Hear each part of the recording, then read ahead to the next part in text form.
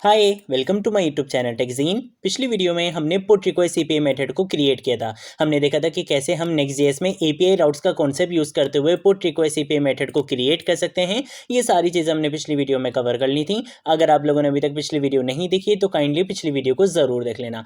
इस वीडियो में हम देखेंगे कि कैसे हम पुट रिक्वेस्ट एपीआई मेथड को कॉल कर सकते हैं, इंटीग्रेट कर सकते हैं नेक्स्ट.जेएस के फ्रंट एंड के साथ। बहुत सारे स्टूडेंट्स को ये टॉपिक बहुत मुश्किल लगता है, बहुत सारे स्टूडेंट्स स्ट्रगल करते हैं इसमें, बट ट्रस्ट मी इस वीडियो को बिल्कुल स्टार्टिंग से लेकर एंड तक देखना, आपके सारे कॉन्सेप्ट्स क्लियर हो जाएंगे। ठीक है, अगर आप लोगों ने अभी तक प्रीवियस वीडियोस नहीं देखी तो काइंडली प्रीवियस वीडियोस को जरूर देख लेना, इस प्लेलिस्ट को जरूर एक्सेस कर लेना, क्योंकि यहाँ पर आपको नेक्स्ट.जेएस बिल्कुल स्टार्टिंग से लेकर एंड तक सिखाई जाएगी। ठीक है, तो इस प्लेलिस्ट को जरूर एक्सेस कर लो, ज़्यादा से ज़्यादा शेयर करो।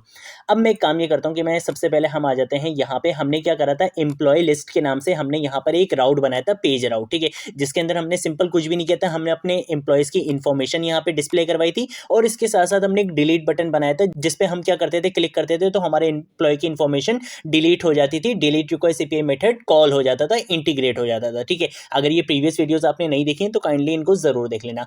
अब हम क्या करेंगे, हम यहाँ पर ही क्या करेंगे, एक लिंक बना देंगे, किसके लिए, एडिट करने के लिए। हम उस पर क्लिक करेंगे तो हमारे पास एक फॉर्म आ जाएगा, उस फॉर्म में हमारे पास उस एम्प्लॉय का प्री फिल डेटा आ जाएगा। ठीक है, उसमें हम जो भी एडिट करना चाहें, जो भी हम अपडेशन करना चाहें वो करके, हम जैसे ही अपडेट के बटन पे क्लिक करेंगे तो हमारी ये जो पुट रिक्वेस्ट एपीआई मेथड थी, ठीक है, ये क्या होगी, कॉल होगी, और हमारा जो डेटा होगा वो क्या हो जाएगा, अपडेट हो जाएगा। तो ये काम आप कैसे कर सकते हो, ये चीज़ आज हम इस वीडियो में कवर करेंगे। ठीक है, तो सबसे पहले एक काम ये कर लेते हैं कि मैं यहाँ पर आ जाऊँगा अपनी इस एम्प्लॉय लिस्ट में, और यहाँ पर आने के बाद पेज.जेएस के नाम से ये जो मैंने एक फाइल बनाई हुई थी, जो एक पेज राउट बनाया हुआ था, मैं यहाँ पर आ जाऊँगा। सबसे पहले काम ये करते हैं यार, इसको रन कर देते हैं ताकि आप देख भी लो। अगर आप लोगों को नहीं पता है, npm run dev की कमांड यहाँ पे रन करूँगा, डेवलपमेंट बिल्ड मेरी बना दी जाएगी, और यहाँ पे मेरे पास एक लिंक आ जाएगा जिस पे मैं कंट्रोल क्लिक प्रेस करूंगा तो यहाँ पे मेरी नेक्स्ट.जेएस की एप्लीकेशन रन कर दी जाएगी। यहाँ पर आने के बाद मैं कहाँ पे जाऊँगा, मैं सिंपल यहाँ पे आके लिखूंगा स्लैश, और यहाँ पे आके मैं लिख दूंगा एम्प्लॉय डैश लिस्ट। ठीक है, जैसे ही एंटर प्रेस करूंगा तो देखो यहाँ पे मेरा वो पेज आ चुका है जिसमें मेरे एम्प्लॉय के नेम्स आ रहे हैं और यहाँ पे डिलीट का बटन आ रहा है। ठीक है, सेम ऐसे ही मैंने यहाँ पे क्या करना है, आप चाहो तो आप बटन भी बना सकते हो, मैंने आपको बटन का कॉन्सेप्ट भी बता दिया है। अब हम यहाँ पे क्या करेंगे, सिंपल यहाँ पे लिंक इंप्लीमेंट कर लेंगे। ठीक है, क्योंकि आज की वीडियो थोड़ी सी लेंथी होने वाली है, थोड़े से कॉन्सेप्ट्स हम अच्छे से इंप्लीमेंट करेंगे। ठीक है, तो मैं यहाँ पे आके क्या करूँगा, लिंक यहाँ पे यूज़ करने वाला हूँ, नेक्स्ट.जेएस का लिंक यूज़ करूँगा। तो यहाँ पे आप देख सकते हो नेक्स्ट.जेएस का लिंक यहाँ पे इंपोर्ट हो चुका है। ठीक है, मैं यहाँ पे एक लिंक बनाना चाहता हूँ, तो मैंने यहाँ पे इस तरीके से लिंक कंपोनेंट का यहाँ पे यूज़ करा। इसके अंदर मुझे यहाँ पे क्या देना है, पाथ देना है, तो मैं यहाँ पे href का यहाँ पे यूज़ करूँगा, और इसके अंदर टेम्पलेट लिटरल्स का कॉन्सेप्ट यहाँ पे यूज़ करूँगा। मैं यहाँ पे आगे लिखूंगा सबसे पहले क्या, एम्प्लॉय लिस्ट, के भाई एम्प्लॉय लिस्ट तो रहेगा रहेगा, इसके बाद क्या आने वाला है, इसके बाद आएगी मेरे एम्प्लॉय लिस्ट की आईडी। जैसे फॉर एग्जांपल अगर मैं फरजीन पे क्लिक करता हूँ तो जो फरजीन की आईडी थी वो मेरे पास आ जाए। ठीक है, तो उसको मैं यहाँ पे कैसे गेट कर सकता हूँ, मैं सिंपल यहाँ पे आके लिखूंगा डॉलर, और यहाँ पे कर्ली ब्रेसेस यहाँ पे लिखूंगा पीनी, कर्ली ब्रेसेस यहाँ पे लिखूंगा, यहाँ पे आके मैं लिखूंगा आइटम डॉट एम्प्लॉय आईडी। ठीक है, जो एम्प्लॉय आईडी हम यहाँ पे ले रहे थे उसी एम्प्लॉय आईडी का हम यहाँ पे यूज करेंगे। ठीक है, मैंने यहाँ पे इस तरीके से दे दिया, और इसके बाद हम एक काम ये करेंगे, हम यहाँ पे लेके चले जाएंगे इसको कहाँ पे, अपडेट वाले पेज पे। अब ये अपडेट वाला पेज का है, इसको भी बना लेते हैं, और इस बटन का नाम हम यहाँ पे फॉर एग्जाम्पल रख देते हैं एडिट रख देते हैं। ठीक है, कंट्रोल ऐसे सेव कर लूंगा, यहाँ पर आऊंगा, यहाँ पर आने के बाद इस एम्प्लॉय आईडी के अंदर, ठीक है, हमने एम्प्लॉय लिस्ट के नाम से एक पेज राउट बनाया था, इसके अंदर हमने यहाँ पर क्या बनाया हुआ है, एक डायनेमिक राउट बनाया हुआ है एम्प्लॉय आईडी के नाम से, जहां पे आपकी क्या आएगी, डायनेमिक आईडी आ रही होगी। ठीक है, इसके अंदर आकर मैं क्या करूंगा, यहाँ पे आके एक फोल्डर बना लूंगा, किस नाम से, अपडेट के नाम से, यानी कि इसी नाम से मेरा राउट भी बन जाएगा, और इसी अपडेट के अंदर मैं यहाँ पर आकर क्या करूंगा, पेज.जेएस के नाम से यहाँ पे एक फाइल बनाऊंगा, यहाँ पे आगे सिंपल REFCE लिखूंगा, react arrow functional base component बनाऊंगा। इस कंपोनेंट का नाम हम यहाँ पे रख देते हैं अपडेट इन्फो। ठीक है, इस तरीके से रख देते हैं यार, तो अपडेट और इन्फो हम यहाँ पे इस तरीके से इसका नाम रख देंगे।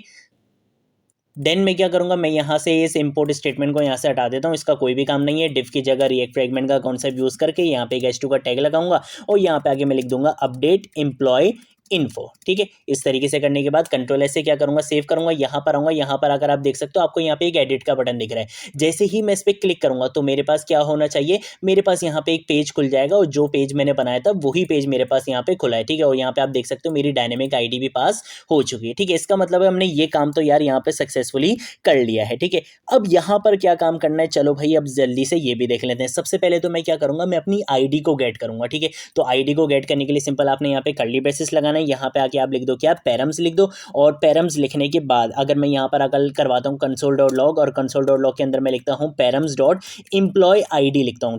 और इसके साथ साथ मुझे इसको यहाँ पे क्या बनाना पड़ेगा, क्लाइंट साइड कंपोनेंट बनाना पड़ेगा, क्योंकि मैं यहाँ पे किसका यूज़ कर रहा हूँ, पैरम्स का। जब भी आप पैरम्स का यूज़ करते हो तो आपका जो पेज होता है वो क्या होना चाहिए, क्लाइंट साइड कंपोनेंट पे रेंडर होना चाहिए। ठीक है, तो मैं यहाँ पर अगर लिख दूंगा यूज़ क्लाइंट और कंट्रोल ऐसे क्या करूँगा, सेव करूँगा। अब यहाँ पर अगर आप देख सकते हो आपको यहाँ पे एम्प्लॉय आईडी मिल चुकी है। ठीक है, इसका मतलब है कि यार हमने एम्प्लॉय आईडी भी यहाँ पे गेट कर ली है। मैं सिंपल एक काम ये करता हूँ कि मैं यहाँ पे आके कौनस का कीवर्ड लिखूंगा और यहाँ पे आके क्या करूँगा, एम्प्लॉय आईडी के नाम से क्या करूँगा, एक वेरिएबल बना लूंगा जिसके अंदर मैं इसको सेव करवा दूंगा। ठीक है, पैरम्स डॉट EMP ID। ठीक है, इस तरीके से मैंने यहाँ पे ये कर दिया है। तो यहाँ पे मेरी एम्प्लॉय आईडी गेट होके किस में आ जाएगी, इस एम्प्लॉय आईडी के अंदर आ जाएगी। ठीक है, यहाँ पर आने के बाद मैं कुछ स्टेट बना लेता हूँ। ठीक है ना, तो मैं यहाँ पर आकर क्या करूँगा, कौनस का कीवर्ड लिखूंगा, एरे डिस्ट्रक्चरिंग का कॉन्सेप्ट यूज करूंगा।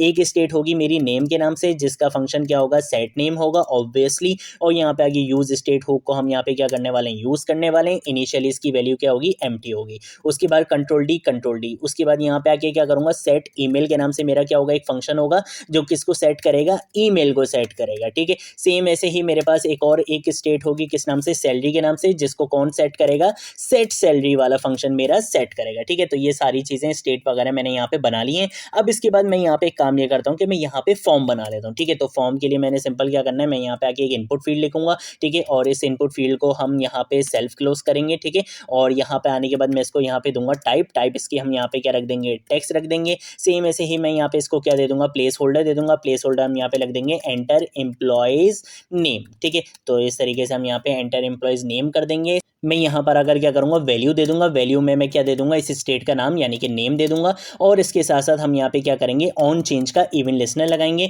ऑन चेंज के इवेंट लिसनर के अंदर मैं यहाँ पे एक फंक्शन बनाऊंगा जिसके अंदर हम यहाँ पे ई पैरामीटर को क्या करेंगे, यहाँ पे पास करवाएंगे। यहाँ पे आके एक एरो फंक्शन बनाएंगे और यहाँ पे आके मैं लिख दूंगा सेट नेम का क्या होगा, फंक्शन कॉल होगा जो क्या करेगा, E dot target dot value, यानी कि इस इनपुट फील्ड के अंदर जो भी वैल्यू आएगी वो उसको क्या कर देगा, सेट कर देगा नेम के अंदर। ठीक है, ये काम यहाँ पे ये करेगा। सेम ऐसे ही मैं इस चीज़ को एक काम ये करता हूँ कि मैं इसी इनपुट फील्ड को क्या करूँगा, कंट्रोल डी कर दूंगा। यहाँ पे आके इसको टेक्स्ट की जगह क्या टेक्स्ट ही रहने देंगे और यहाँ पे हम लिख देंगे एम्प्लॉय सैलरी। ठीक है, कि यहाँ पे आप क्या दे सकते हो, सैलरी दे सकते हो। वैल्यू के अंदर भी यहाँ पे क्या आ जाएगा, सैलरी आ जाएगा। और ऑन चेंज का इवेंट लिसनर में हम सेट नेम नहीं बल्कि क्या कॉल करवाएंगे, सेट सैलरी कॉल करवाएंगे। ठीक है, सेम ऐसे ही इनपुट टाइप टेक्स्ट की जगह इनपुट टाइप ईमेल कर देंगे। यहाँ पे आके मैं क्या कर दूंगा, ईमेल लिखनी है और यहाँ पे भी हम क्या करेंगे, ईमेल वाली स्टेट को पास करवाएंगे। ऑन चेंज का इवेंट लिसनर में हम सेट नेम नहीं बल्कि सेट ईमेल वाले फंक्शन को पास करवा देंगे। ठीक है, तो इस तरीके से मैंने यहाँ पे एक फॉर्म भी बना लिया। यहाँ पे आने के बाद मैं एक काम ये करता हूँ कि आखिर में एक बटन भी बना लेते हैं।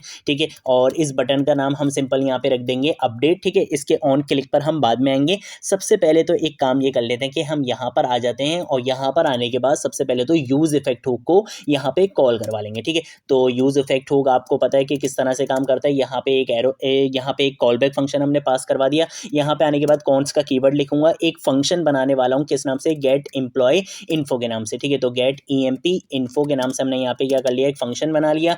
इस फंक्शन के अंदर हमने अपनी API को क्या करना है, कॉल करना है। तो इस फंक्शन को मैं क्या बनाऊंगा, एसिंग फंक्शन बनाऊंगा। ठीक है, एसिंग फंक्शन बनाने के बाद सबसे पहले काम ये करेंगे कि लेट डेटा के नाम से एक वेरिएबल बनाऊंगा। इसके अंदर मैं यहाँ पे अवेट का कीवर्ड यहाँ पे यूज करूंगा क्योंकि यहाँ पे मैं यूज करने वाला हूँ फेच API का। ठीक है, फेच API के अंदर आपने यहाँ पे क्या करना है, आपने अपनी API का URL पास करवाना है। ठीक है, मेरी API का URL क्या था, मेरी API का URL था HTTP, यहाँ पे डबल स्लैश आ जाएगा, उसके बाद लोकल होस्ट कोलन 3000। ठीक है, आप चाहो तो आप कॉपी पेस्ट भी कर सकते हो, मैं यहाँ पे लिख देता हूँ। और यहाँ पे आने के बाद मैं बोलूंगा कि भाई API के फोल्डर में जाओ। API के फोल्डर के अंदर एम्प्लॉय के नाम से मैंने एक API राउट बनाया था, उसके अंदर जाओ और यहाँ पर आकर हमने क्या बनाया था, एक EMP ID के नाम से एक डायनेमिक राउट भी बनाया था। ठीक है, आप यहाँ पे देख सकते हो डायनेमिक राउट बनाया था जहां से हम क्या कर रहे थे, एम्प्लॉय की इंफॉर्मेशन को पुट कर पा रहे थे, डिलीट कर पा रहे थे, गेट कर पा रहे थे। ठीक है, ये चीजें आपको यहाँ पे पता होंगी। ठीक है, तो ये हमने यहाँ पे एक डायनेमिक राउट भी बनाया था। अब यहाँ पे मुझे क्या करना है, मुझे यहाँ पे डायनेमिक राउट पास करवाना है।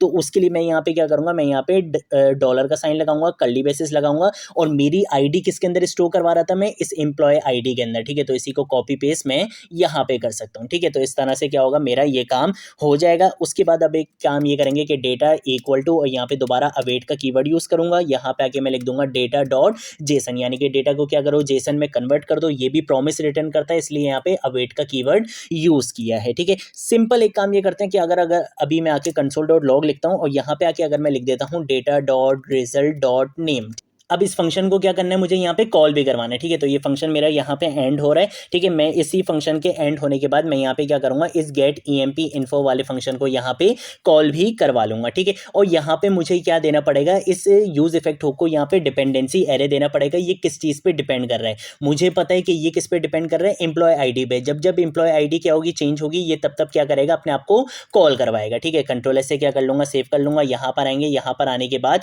आप यहाँ पे देख सकते हो कि मुझे यहाँ पे कुछ एरर्स वगैरह मिल रहे हैं। चलो अभी इसको देख लेते हैं, लेकिन मुझे यहाँ पे नाम मिल चुका है, ठीक है। अभी इस चीज़ को हम यहाँ पे सेट कर लेंगे, कोई इशू वाली बात नहीं है। सबसे पहले तो एक काम ये करते हैं कि ज़रा इस इनपुट फील्ड पर आते हैं और यहाँ पर आने के बाद मैं क्या करूँगा, मैं यहाँ पे VS कोड की मल्टी कर्सर फंक्शनैलिटी का यूज़ करूँगा। मैं जहाँ जहाँ पे क्लिक करूँगा वहाँ पे मेरे पास मल्टी कर्सर्स आ जाएंगे। यहाँ पे आने के बाद मैं क्या करूँगा, BR टैग को इस तरह से यूज़ करूँगा, ठीक है। तो यहाँ पे मुझे क्या करना है, मुझे यहाँ पे BR टैग लिखना है, उसको इस तरीके से मैं यहाँ पे क्या करूँगा, क्लोज कर दूंगा। ये हर जगह पे क्लोज नहीं हुआ, कोई मसला नहीं है यार, मैं खुद से भी यहाँ पे क्लोज कर सकता हूँ, कोई ऐसे मसले वाली बात नहीं है। सेम ऐसे ही इसको भी क्या करेंगे, यहाँ पे कॉपी करेंगे, Ctrl+C Ctrl+V कर दूंगा। दो BR टैग्स मैंने यहाँ पे हर इनपुट फील्ड के बाद लगा दिए। Ctrl+S से सेव करूंगा। अब आपको यहाँ पे चल के दिखाऊंगा, तो देखो ये अब अच्छे से आपको दिख रहा है, ठीक है। अब सिंपल एक काम ये करते हैं कि मैंने यहाँ पे इस तरीके से इसको कंसोल में शो करवा दिया, तो मुझे पता है कि भाई मैं सक्सेसफुली इन चीज़ों को गेट कर पा रहा हूँ।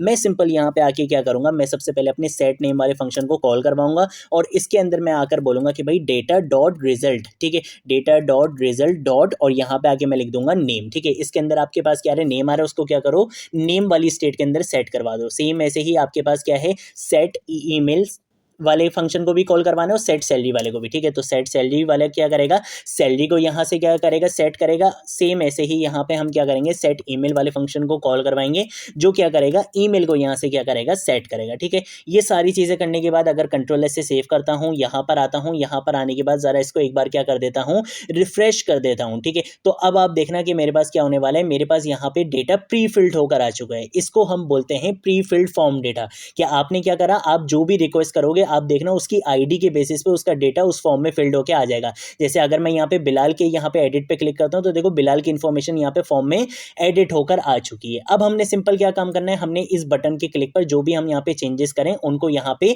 पुट रिक्वेस्ट मेथड का यूज करते हुए अपडेट करवाना है, ठीक है। तो वो काम आप कैसे कर सकते हो, आपने सिंपल क्या करना है, आप यहाँ पे नीचे आओ, यहाँ पर आने के बाद आप यहाँ पे कौन सा कीवर्ड लिखो, अपडेट के नाम से आप यहाँ पे क्या करो, एक फंक्शन बना लो, ठीक है। ये फंक्शन भी आपका क्या होने वाला है, एसिंक होने वाला है, क्योंकि इसके अंदर आप अपनी पुट रिक्वेस्ट एपीआई मेथड का यूज करने वाले हो, ठीक है। यहाँ पे आके एरो लगाया और यहाँ पे इस तरीके से ये फंक्शन बना लिया। इस फंक्शन के अंदर सिंपल क्या करूंगा, लेट डेटा के नाम से एक वेरिएबल बना लूंगा। आप चाहो तो आप किसी भी नाम से बना सकते हो, मैंने यहाँ पे अवेट का कीवर्ड यूज करा। फैच मेथड का मैं यहाँ पे भी यूज करूंगा। इसके साथ साथ यहाँ पे भी क्या करूंगा, टेम्पलेट लिटरल्स का यहाँ पे कॉन्सेप्ट यूज करूंगा। यहाँ पे आके भी क्या करूंगा, अपनी एपीआई का यहाँ पे यूआरएल दूंगा। मैं यहाँ पे आके लिख दूंगा लोकल होस्ट के बाद मुझे यहाँ पे 3000 देना है, उसके बाद /API/ और यहाँ पे आगे मैं लिख दूंगा एम्प्लॉय वाले फोल्डर के अंदर जाओ, वहाँ पे क्या करना है, अपने डायनेमिक API को लेना है, डायनेमिक आईडी को लेना है।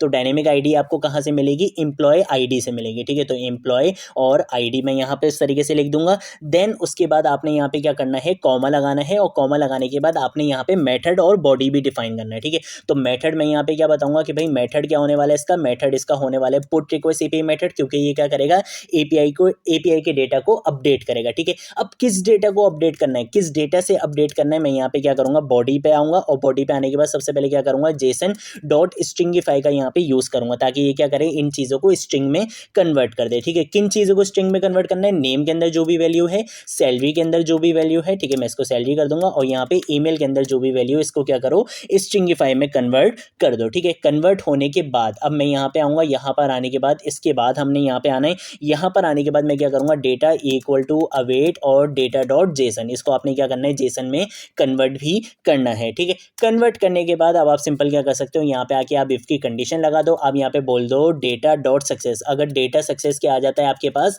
ट्रू आ जाता है, ठीक है। मुझे यहाँ पे सक्सेस लिखना है, डेटा डॉट सक्सेस अगर आपके पास क्या आ जाता है, ट्रू आ जाता है, तो आप एक काम ये करो कि आप एक अलर्ट मैसेज शो करवा दो। उस अलर्ट मैसेज के अंदर आप क्या कर सकते हो, यहाँ पे सक्सेसफुली अपडेटेड लिख सकते हो, ठीक है, कुछ भी लिख सकते हो आप यहाँ पे। और सेम ऐसे ही अपडेटेड लिखना है, अपडेट नहीं लिखना, अपडेटेड, और यहाँ पे एक दो एक्सक्लेमेशन मार्क भी लगा देते हैं। सेम ऐसे ही हम यहाँ पे आके क्या करेंगे, एक एल्स की कंडीशन भी लगा देंगे। तो मैं यहाँ पर अगर क्या कर दूंगा, एल्स लिख दूंगा, यहाँ पे आगे भी सिंपल क्या करेंगे, एक एलेट का फंक्शन लगा देंगे, और यहाँ पे मैं लिख दूंगा ट्राई अगेन, कि भाई किसी भी रीजन की वजह से आपका जो है वो डेटा अपडेट नहीं हो सका। इस फंक्शन को कहाँ पे कॉल करवाना है, कब कॉल करवाना है, जब ये बटन पे क्या होगा, क्लिक होगा। तो यहाँ पे आके ऑन क्लिक के इवन लिसनर का हम यहाँ पे क्या करेंगे, यूज करेंगे, और अपडेट वाले फंक्शन को यहाँ पे कॉल करवा लेंगे। कंट्रोल एस से क्या करूंगा, सेव करूंगा, यहाँ पर आऊंगा, यहाँ पर आने के बाद फॉर एग्जाम्पल मैं बिलाल की इन्फॉर्मेशन को अपडेट कराना चाहता हूँ, तो बिलाल का नाम हम बिलाला कर देते हैं, इसकी सैलरी हम बेचारे की बढ़ा देते हैं, 40K कर देते हैं। यहाँ पे भी हम इसको bilala@gmail.com कर देते हैं।